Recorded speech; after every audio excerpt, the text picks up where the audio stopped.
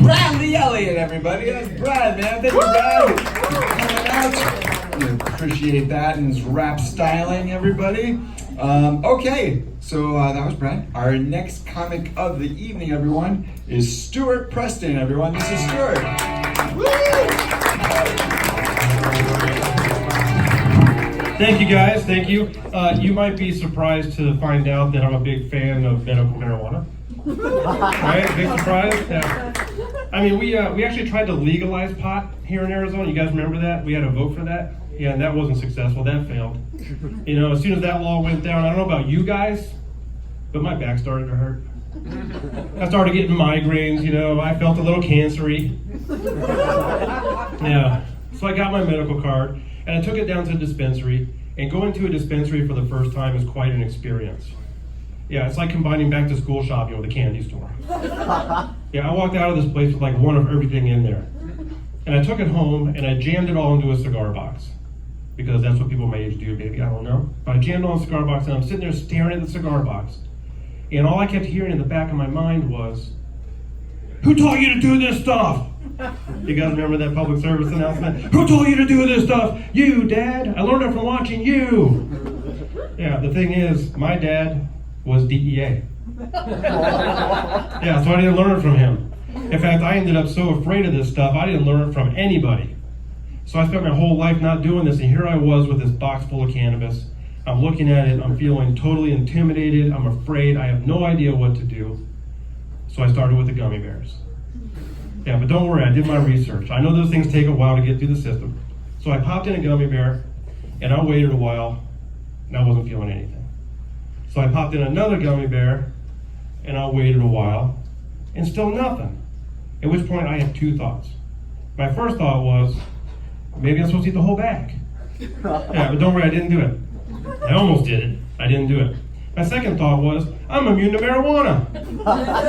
And as soon as I had that thought, I suddenly felt like I had just downed a fifth of Jack Daniels while riding a roller coaster. I was totally freaked out. So I decided right then and there, no more gummy bears. We got rid of those things at Halloween. Yeah, we were a popular house that night. They kept coming back over and over again. So I feel like a lot of people around here, or everywhere, got their driving etiquette from playing musical chairs back in school. You guys remember musical chairs where you learned that golden rule in kindergarten? Fuck you, I was here first. You know? I mean, it starts out okay. It's like asking everybody to bring their chair up to the front, you put it in a big circle, and you're like, oh boy, I wonder what we're gonna do. You know? And then the teacher takes away one chair and turns the whole thing into Hunger Games. I mean, you learn right away that these kids are not your friends. You start strategizing and scheming, and the only thing you want to do is make sure not to give your plan away with any body language or any eye contact anywhere, which translates into driving. And to this day, I won't use my turn signal on the highway. Because you know how that goes, as soon as you turn on your signal, you're telling everybody on the highway that that's the spot to be in right there. The guy in front of you starts to move over, the guy next to you starts to speed up. You know, and that whole time you're just like freaking out. Except in a parking lot now, when you go to a parking lot, your turn signal is just a nice, polite way to say, fuck you, I was here first. Right, all right.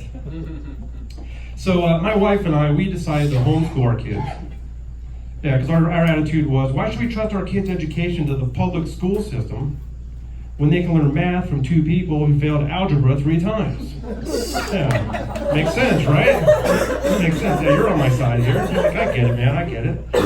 So, yeah, it turns out, though, that teaching math, that's not even the hard part. The hard part is teaching history. Because how do you relate something that happened over 240 years ago to a couple of kids who just used to sit around texting and tweeting all day? We got to put it in their context. So when I had to teach the Declaration of Independence, I put it like this. I was like, all right, kiddos, here's how it went down. The founding fathers decided to declare independence from England. So they all gathered around Thomas Jefferson as he wrote that famous text message. We're just not that into you, we're breaking up. Send. And then they waited nervously for what must have felt like minutes. When a reply finally came in, and they're like, what does it say? What does it say? It says, who is this?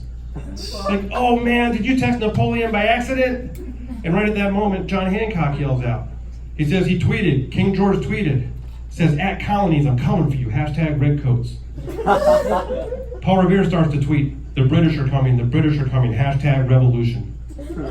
Patrick Henry posts a selfie to Instagram, "Give me liberty or give me death." And by the time Betsy Ross gets involved, the whole revolution ends up on Pinterest.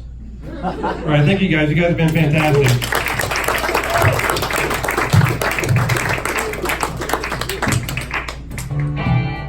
Okay, guys. Stuart Preston, let me hear you guys.